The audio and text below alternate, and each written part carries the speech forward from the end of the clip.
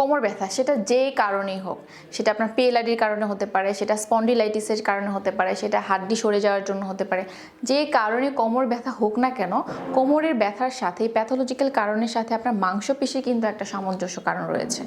এবং দেখা যায় যে সব পেশেন্টদের এই মাংসপেশি অনেক বেশি উইক থাকে, কোর মাসেল উইক থাকে, তাদের কিন্তু কোমরের স্পাইন যে শেপ থাকে কার্ভ চেঞ্জ হয়ে যায়, হাড্ডি ভিতরে ঢুকে যায়, পেট সামনে চলে আসে।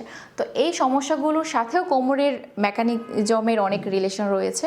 তো যাদের আসলে কোমরের মেকানিক্যাল কারেকশন করতে হবে, দেখা যায় মাসেল উইক হয়ে গিয়েছে, মাংসপেশির শক্তি না বাড়ানো পর্যন্ত কোমর ব্যথা থেকে পরিত্রাণ পাওয়া সম্ভব না।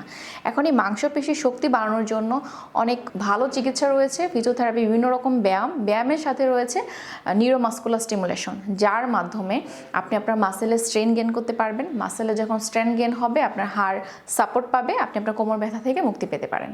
তো আজকে ভিডিও পর্যন্ত, আমি ডক্টর সাথী বিদায় নিচ্ছি।